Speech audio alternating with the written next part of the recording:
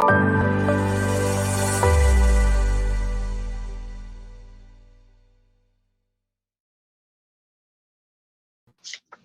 everyone, and thank you for joining us today. I'm Jeanette Mulvey, the Vice President and Editor-in-Chief of CO by the U.S. Chamber of Commerce. In this edition of Small Business Update, we will discuss the administration's latest vaccine mandate and how it could impact your business. Our program today will focus specifically on what the mandate means for smaller businesses and how we might expect the policy to evolve going forward. Later, I'll be taking your questions for my guests, and you can type those in the chat box on the right-hand side of your screen at any point during the event. I'd like to get right to it so we can get as much information as possible. I'd like to welcome my two experts from the U.S. Chamber of Commerce. I have Glenn Spencer, Senior Vice President for Employment Policy, and Mark Friedman, Vice President for Employment Policy, both from the U.S. Chamber. Thanks, you guys. Happy to be here. Yeah, happy to be here.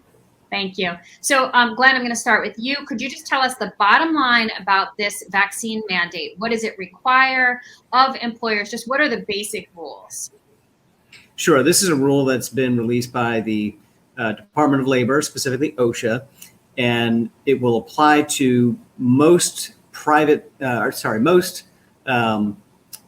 businesses, so not government contractors or government entities. It's going to apply to private sector businesses. And the cutoff is if you have more than 100 employees, this should generally apply to you. And what it will require is that you take records of who is vaccinated and is not vaccinated, and that you get those non-vaccinated employees vaccinated by the date in the regulation, which is January 4th.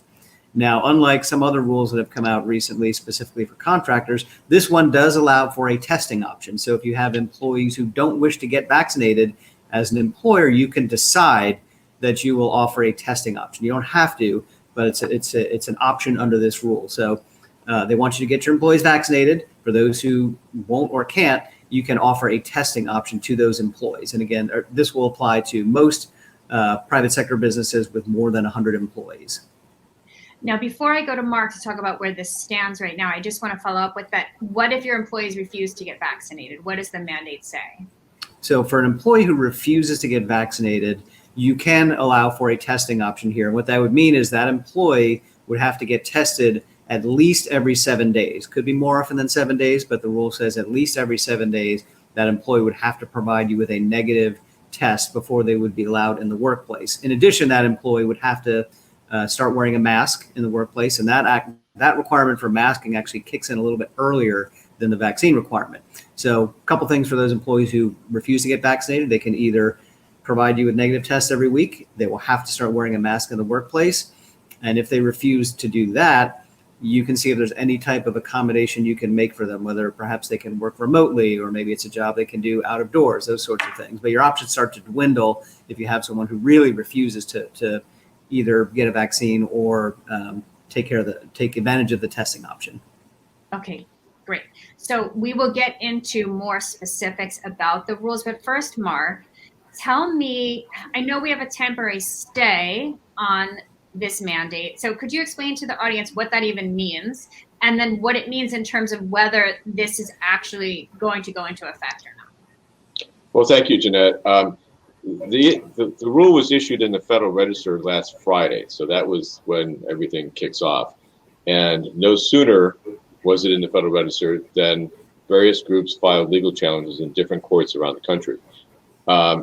Notably, in the Fifth Circuit, which is based in New Orleans, there was a case brought by a combination of employers and states, and they filed that as soon as they could on Friday, as soon as it was in the Federal Register, and by Saturday, that court had issued what's called a stay, which means that the rule is prevented from going into effect, but the stay was pending further action. So since Saturday, both parties, the government and then now the plaintiffs, the people suing, have filed their briefs, and the case is all fully briefed. And we're waiting for the Fifth Circuit to issue their decision on whether this rule should go forward. We think that decision could come as soon as this week. Frankly, it could even happen later today. That will decide, at least in a sort of temporary standing, what's going on with this regulation and whether it's going to go into effect. There's a lot of other legal process that's going to happen down the road. And frankly, at this moment, we're advising our members that they should continue moving towards compliance and implementing the requirements of this regulation, notwithstanding the stay, because we think it's not really a final action on this regulation just yet. If I can go back to the earlier discussion for just a moment, I want to clarify that this applies to companies with at least 100 employees, so 100 or more employees. And with respect to employees who will not get vaccinated, the standard says you can provide a testing option, but if they don't want to get vaccinated or tested, then you really do have an HR moment upon you, and you need to decide whether that employee should continue working at your workplace. You can accommodate them if they don't want to be tested. If they don't want to be vaccinated, but will accept the test. But if they're not willing to be tested, then you really have a different decision on your hands. Okay. Okay, good. So can I ask you a couple more questions, Mark, about the stay and about the temporary standard? Just because I think a lot of us don't necessarily understand that language. So let us say that this stay passes and it actually is, and the mandate is allowed to go forward. Could another judge issue another stay? Like, could this be something that keeps happening? Well, yes, I think you're putting your finger on the level of uncertainty we have at this moment. This will get worked out eventually, but right now there's still a lot of process yet to happen.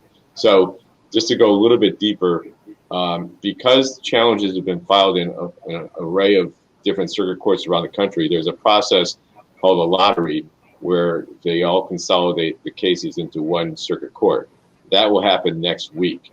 At that point, the Fifth Circuit's decision, which we expect to see soon, and frankly, everything suggests they're going to put in place a stay, will then be reviewed by whichever court gets this case. That court could overturn that stay if they wish, or they could say it stays in place and they'll hear the arguments going forward. Quite frankly, most people think this is headed for the Supreme Court, and that could happen sometime before the end of the year. It's moving very quickly because of the nature of the deadlines and the other requirements that the emergency temporary standard imposes. We've had the question come to us quite a few times about, will OSHA adjust the deadlines based on the legal action? And the answer to that question is, we don't know yet. We had the Solicitor of Labor at our meeting yesterday, and she was asked that question directly, and her answer was, we'll deal with that when we have to. They have not made a decision at this point. Okay, right, great, thank you. So Glenn, let's go back to the details, particularly around business size. As Mark said, it's businesses with at least 100 employees. But you said something, I have a few questions around that, but you said something before that I wanted to clarify, which is you said private companies, not government contractors. Did you say that? What did you mean by that? So if it's a private company that has a government contract, are they impacted? Right. So there are actually a number of different vaccine mandates out there, and it's important to know which one covers the type of work you're in. So there's an emergency temporary standard that covers healthcare providers. There's another rule that just came out last week that covers healthcare institutions that are getting Medicare and Medicaid funding. So that's referred to as the CMS rule. There's another rule that covers people who are government contractors. So you've got a government contract, a number of your employees are working on that contract. They're going to be covered by that contractor regulation. So the one that we're talking about here is this OSHA emergency temporary standard that will apply to private sector businesses with at least 100 employees that are not covered by some of these other rules. So if you're a government contractor, you might be covered by that contracting rule. If you're not, and you're not in the healthcare field, you're going to be covered by this OSHA ETS as long as you have at least 100 employees. So it's a little bit confusing for employers to figure out which of these different rules they're covered by. But as a general matter, most private sector companies with at least 100 employees will probably be covered by this OSHA ETS. Got it. Okay. I'm glad you clarified that because I was a little confused. So, Glenn, just to further ask you, this is 100 full-time employees, or could they be part-time? What about contractors who work in your building? I have lots of these little questions. What about a business if you have 6 locations and a total of 100 people across 6 locations? So, Glenn, can you just address that a little bit more about how that 100 number is calculated? Yeah, sure. And OSHA has clarified in the rule what they mean by that 100 employee threshold. So just to start at the top level, it's applied per company, not per location. So you've got 5 different locations with 20 people in them. Add it all up, that equals 100 employees, so you're going to be covered. It's a little bit different with regard to franchises. So what the rule states is that franchise operations will be considered separately. So just for sake of example, let's take McDonald's. McDonald's corporate is one entity. John's LLC that operates 3 little McDonald's restaurants, they're considered separately from the larger corporation. And as long as that franchisee does not have more than 100 in all of those locations, they would actually not be covered by the rule. So it depends on the nature of the franchisee and how many different franchisee operations that one entity owns. In terms of part-time workers do count towards your 100 employee total. Seasonal workers can count towards your 100 employee total if they're going to be employed by you while this ETS is in effect. Independent contractors, by contrast, are not counted towards your total. So some little distinctions in how they get to 100, but really the top line for everybody is this is determined by company, not by location. Okay, thank you. And Jeanette, let me just add, I think the easy way to understand this is if you hit 100 employees during any time this ETS is in effect, you're covered. Even if you drop below 100, certain, during other times. So 100 employees, full-time, part-time, seasonal, you're covered. Once you're in, you're in. Great. Okay, thank you. I'll be back to you in a second, Mark. I have several other questions for you, but Glenn, I wanted to ask you one more. You and I had some back and forth the other day because I found it so confusing what the rules are in terms of the time off for vaccination and recovery. So I think that would be really helpful if you could explain that here because it's a little bit tricky. Sure. And this goes into the question of when certain parts of the rule go into effect. So January 4th is the date to remember for when you have to have everybody vaccinated and then when you're going to start your testing option if you take that. But December 4th is an earlier date, and that's the date by which you have to start doing some specific things. One is that's when your masking requirement goes into place for anyone who's not vaccinated, but that's also the date by which you have to start providing paid leave. And there's 2 ways that paid leave applies. One is your employee says to you, okay, I'm not vaccinated yet. I want to go get my shots. In that instance, you need to provide 4 hours of paid time off for that worker to go and get their shots. And importantly, you can't make the employee take that 4 hours out of any existing leave balance that they might have. So you've got a sick leave policy, a PTO policy. You can't make the employee take from that pool to go and get the vaccine. You have to provide them with an extra 4 hours of paid leave to go do that. The second paid leave requirement relates to time that workers might need to recover from their vaccinations. As we know, some individuals have had a tough time in the day or 2 after their shot. They've been feeling ill, haven't been able to come to work. In that instance, you have to offer paid leave to those employees. And OSHA suggests really up to 2 days would be the maximum that somebody could take for that. That leave, you can say, okay, you've got existing sick leave, you take it from there. You don't necessarily have to provide them new leave to take that recovery time unless the employee doesn't have any leave available. If leave is simply not offered at your company or if the individual has run out of sick leave or PTO, then you just have to provide them with some paid time off. So 2 distinctions. One is when somebody's getting the shot, 4 hours of paid leave, and you have to provide extra leave in addition to anything that you might already offer. Second leave option is time for recovery, really up to about 2 days, that you can make the employee draw down their existing leave balances to take that time. Okay, good. Thank you. Okay, Mark, let's talk about, I know you have your law professor bow tie on, so I'm going to really put you to work in that role right now. I think a lot of small businesses, and I know this only applies to 100 or more, so they're not that small, but still a lot of businesses are concerned about the documentation required to keep track of all of these different things. So I'm going to ask you several questions about documentation. The first is, are they required to get documentation from their employees that they have actually been vaccinated? Yes. Okay.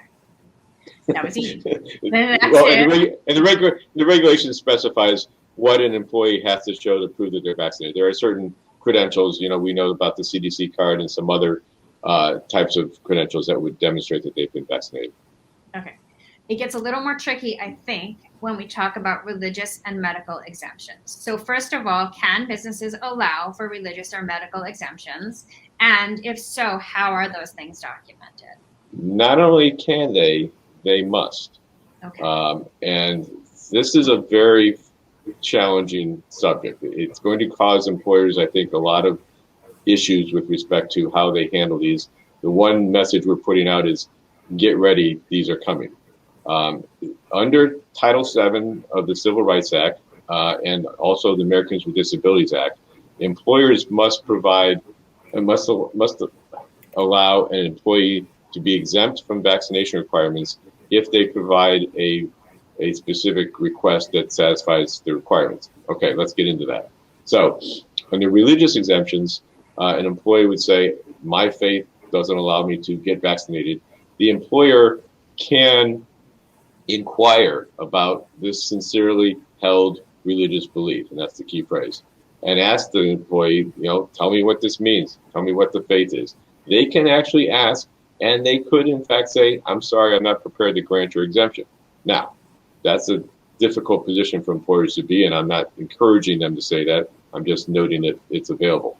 Under the ADA, you have medical issues. Some people are allergic to certain vaccines. You might be immunocompromised. An employee could say, I cannot take a vaccine because of a medical condition. And in those circumstances, the employer is obligated to honor that request, that exemption request. Now, what does that mean? Well, that means the employee is not going to be able to be vaccinated. So they go into the category of having to wear masks in the workplace and trying to see if the employer can accommodate them in certain ways. Can they do their work in a way that, doesn't put them in contact with other people?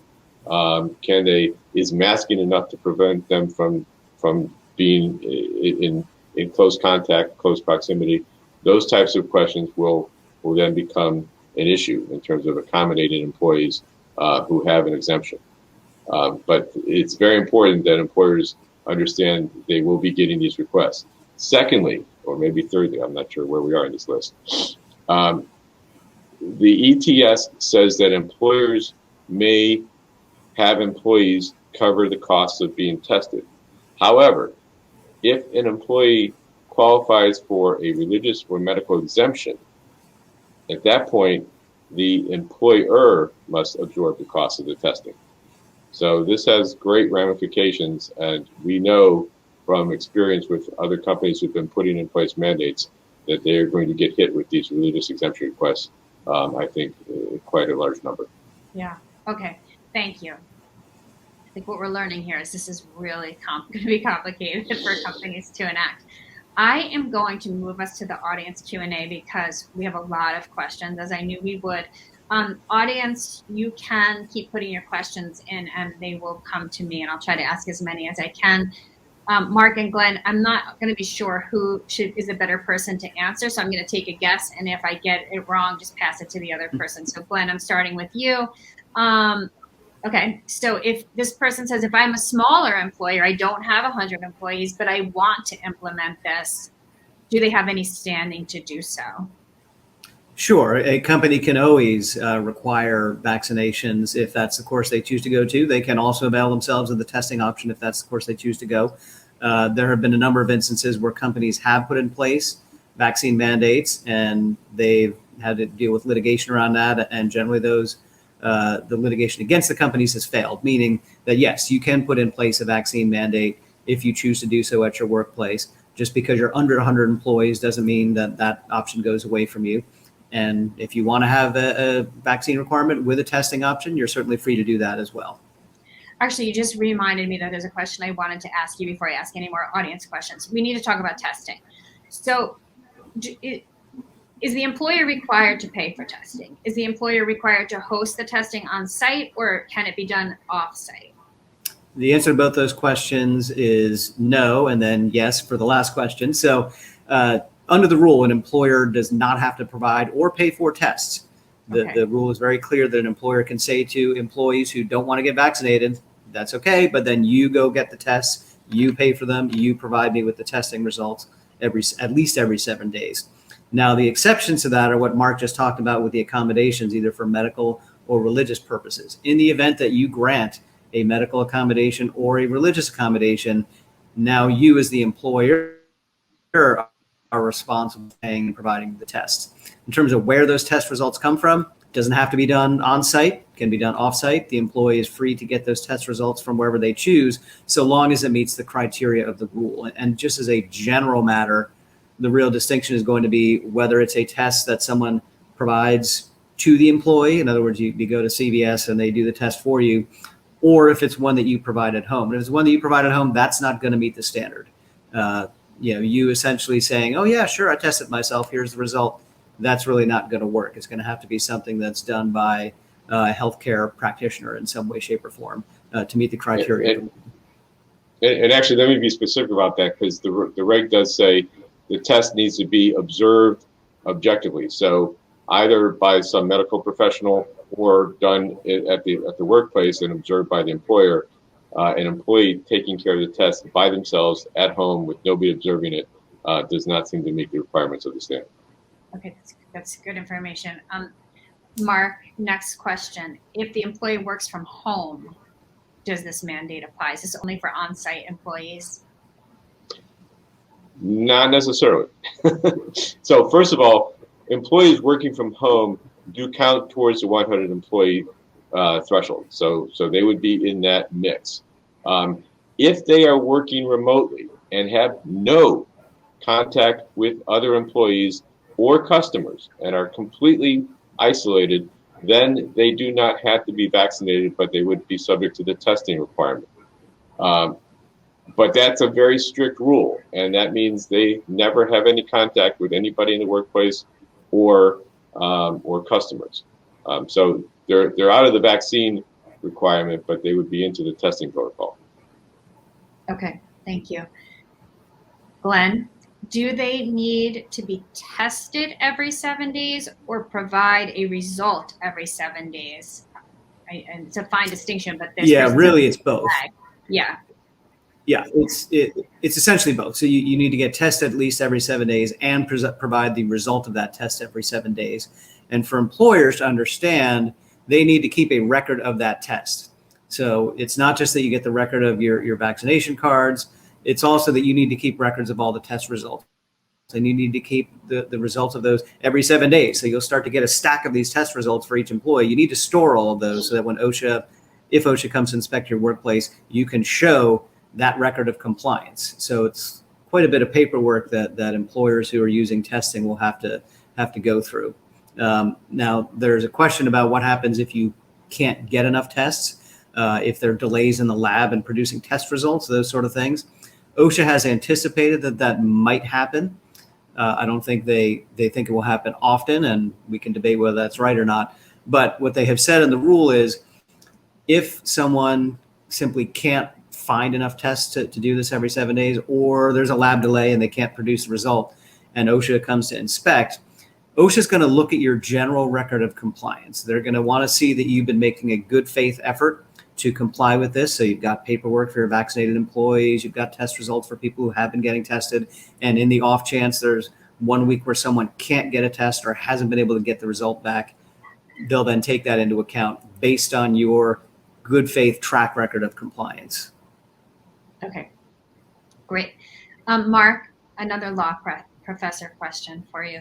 Well, first of all, how does all of this live alongside HIPAA regulations? So if an employer is supposed to be keeping their employees' medical information private, but this inherently is revealing medical information, because if you're not vaccinated or, how is this being justified? Well, it's a great question. I think the easy answer, the simplest answer is you must be careful with your employees' medical records, medical information. Vaccination status is considered medical information. Certainly, if they have a medical condition that gets them an exemption, that would be considered sensitive medical information. The employer is going to have to make sure that that information is kept secure in a way that it's not available to other people who don't have a need to see it. But it is a very sensitive issue, as you can imagine. I guess, and part of my question is, let's say you have an employee, they don't get vaccinated, they won't get tested. So if you were to have to let that person go, you would be inclined to tell your other employees, we've let this person go because they refused to get vaccinated or something like that. But I feel like under HIPAA, maybe you wouldn't be able to. Well, I think, what employers say about employees who are dismissed is up to them. My advice would be say as little as possible. Yeah. I mean, you don't need to reveal that this person was dismissed because they have certain reasons why they wouldn't get vaccinated. That's, I think, begging for a lawsuit. Yeah, I would say the employee is no longer with us. I mean, we've all seen employees who've been dismissed for whatever reason. This should be seen in terms of other company policies that employee is unwilling to follow. So, every company, every employer has policies, and the employees must abide by them, assuming that they're legal. And so this should be seen in the context of another employer policy that employee was not willing to accept. I'm really glad you said that. I think that's really good. Jeanette, I just want to clarify something real quick about HIPAA. So HIPAA, people, when they hear medical information, they automatically assume HIPAA comes into play. It's not necessarily the case, because HIPAA actually only applies to what are referred to as covered entities, and typically that's going to be healthcare providers. Now, what Mark was talking about was private medical information, and there are obligations to keep that private, but that doesn't mean that HIPAA is the governing regulation over that medical information. Right. So That's what you're a good point. saying, so what you're saying is, when I said HIPAA, it doesn't really refer to a private employer. It really refers to a medical professional protecting your data. HIPAA only falls into play for what are called covered entities, and chances are, if you're a covered entity, you already know that. You know that, right? But to the larger point, that you still have an obligation to keep your employees' medical information private. It's not under that regulation. In the same way that an employer wouldn't reveal to other employees the reason why an employee has to take a medical leave. They're having a procedure, they're being treated for something. You wouldn't go let other employees know what that employee is undergoing. That's up to the employee to tell other people if they want to. But It's the same type of sensitivity. Yep. No, but I'm glad Glenn made that distinction, because I was misusing that term. Okay. So I've lost track of who I had left off with. So either one of you, is a booster vaccine required under this regulation? Easiest question, simplest answer, no. Do we anticipate that might change? At this point, they're not giving any smoke signals around that. I'm guessing that they're going to stay with this because it's the easiest thing to manage right now. Okay. Glenn, how do we report this, or is it kept internally? I think you were the person, Glenn, before who said, if OSHA comes calling. So basically, do you keep it internal unless someone asks for it? Yes, that's correct. So unless OSHA comes knocking on your door, you don't need to report this information to anyone. You just need to have it and make sure you're aware of who is or is not vaccinated. Okay. Yep. Go ahead, Mark. Caveat to that? There are some reporting requirements. If you have a work-related fatality related to COVID, you are required to report to OSHA within 8 hours of learning of that fatality. Similarly, if you have a work-related COVID-based hospitalization, you have to report to OSHA within 24 hours. Other than that, you are not obligated to present information to OSHA unless they ask for it. Okay, great. Thank you. Glenn, does the January 4th date require full vaccination, or if the employee has received one dose, will you be considered in compliance? The January 4th date requires full vaccination. So that is either the one shot of J&J or the 2 shots of Pfizer or Moderna. So both of those doses would have to be in your arm by January 4th to be considered fully vaccinated. Now, interestingly, in this reg, they don't talk about that 2-week window after your full course of shots. As we know from what we've heard over the last 18 months, or since the vaccines have been coming out, there's a 2-week window after your second or first shot of J&J where it takes that amount of time for the vaccine to really kick in at full effectiveness.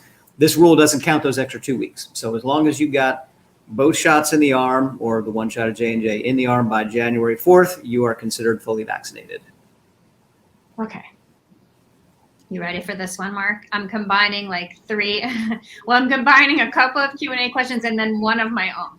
So there are questions about employees having a negative reaction to the vaccine. So there's a question about liability regarding that, and also, I guess, offering additional time off. But I'm going to also ask you, is there a difference in liability for a company that is actually required under one of these mandates to have their employees be vaccinated versus a company that has decided its company policy that the employees should be vaccinated, but that it's not mandated by the government in terms of liability? Yeah, those are really sticky questions. I'm going to go with for a company that is responding to one of these mandates, either the OSHA requirement or the CMS requirement or the contract requirement. I'm going to go with the argument that they would have a very strong defense against liability, that they would be able to say, we were forced to do this. For the companies who choose to implement this on their own, I think there's probably a good argument there that they're doing this on behalf of public health and safety type of thing. I don't know that they have quite the airtight defense that they might want, but enough companies are doing this on their own that I think the practice is building up that they should have some protection against liability. Great. Did you want to add to that, Glenn? No, I'm happy you asked that question to Mark. So we can move on to the next one.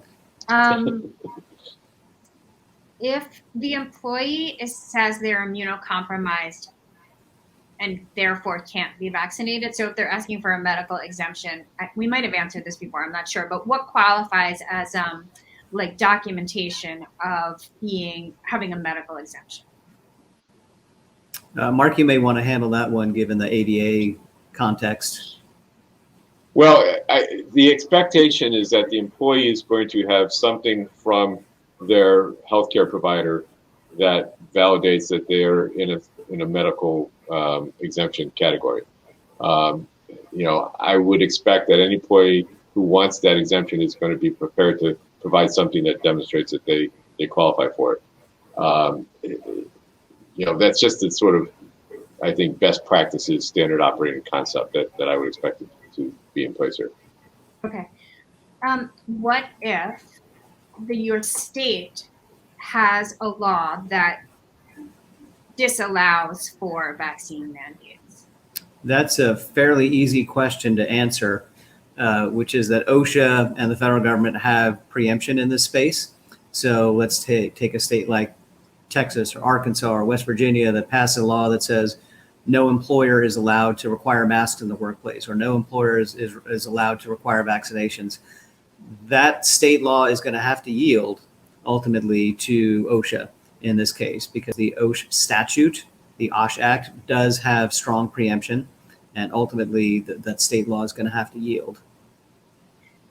Okay. So I actually now find myself confused about something, so I just want to ask for clarification. Your employee can choose to be tested as opposed to vaccinated for any reason, not just because they have a medical or religious exemption. Is that correct? Strictly speaking, that's not correct, because the choice is actually up to the employer. So the way the rule reads, employers are required to get their employees vaccinated. Now, if you choose not to go that route as the employer, you can offer a testing option, but you don't have to. Okay. So the reality is that it's not really up to the employee per se. It's up to the employer whether they want to take advantage of that testing option or not. Oh, okay. So that is something I totally did not understand. So if you choose to, you could not even offer the testing option. But I would assume that if you do offer the testing option, you have to offer it equally across the board to everyone. Is that accurate? I don't know that that's 100% accurate either. I think the rule contemplates situations where you might say, for certain segments of the workforce, you're getting vaccinated and that's that. For other segments, you might be willing to offer testing option. Let's take the example of a retailer where you might want to say, everyone who's coming into contact with customers, you're a customer-facing employee, we're not offering a testing option. But you might have back-of-the-house employees that are engaged in bookkeeping or deliveries or warehouses where you might say, okay, for these workers, because it's not customer facing, we will have a testing option.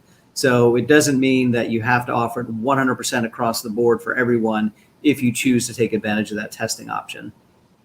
Okay, that's good to know. Mark, similarly, I feel like you want to weigh in. yeah, I think, I mean, you raised an interesting question in terms of the contrast with the religious and medical exemption issues. You know, employers could say, we want everyone vaccinated, and that's the end of the story. If you're not willing to do it, and we don't want, and you're not able to do it, then we have a decision to make. But the expectation is that they're going to entertain requests for exemptions based on religious beliefs and medical conditions. Okay, great. We are almost out of time, so I'm going to give each of you a chance to just give your last thoughts. Glenn, I'll go with you first. Just if you were advising a friend who owned a business with 100 or more employees and things are very uncertain right now, would you advise them to just proceed as if this were likely to become the law of the land? I would say I'm going to keep one eye on what the courts are doing, but I'm going to keep another eye on the compliance track that I need to be on, because those December 5th and January 4th dates are going to be on us very, very quickly.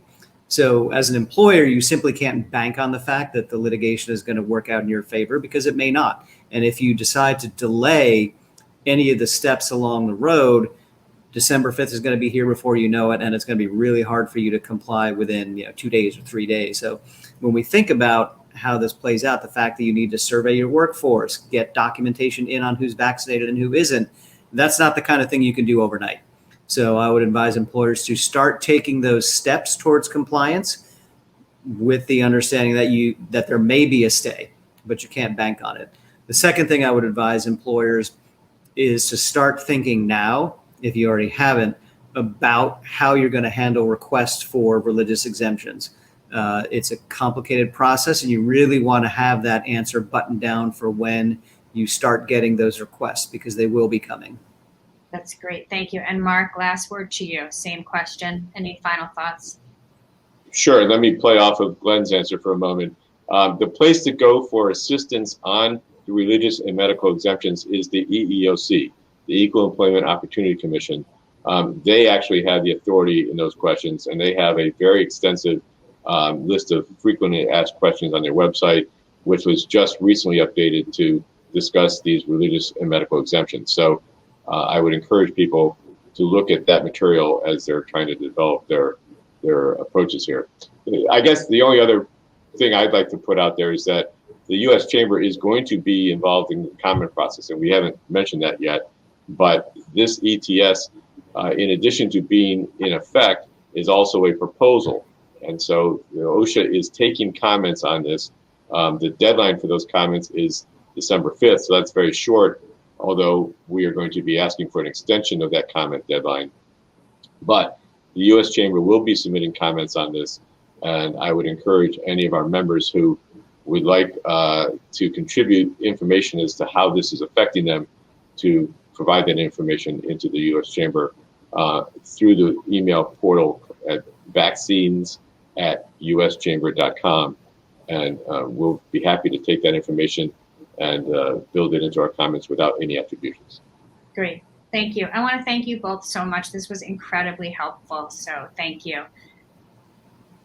Thank you. Happy to be to here. do it. Yeah. Thanks for inviting us. Thanks. For our audience, this entire video will be available to you at growwithco.com, and you will be getting an email, I think tomorrow, with a link to this video so you can rewatch it and listen to these answers. Thank you to everyone for joining us. We really appreciate it, and we will see you next time. Bye-bye.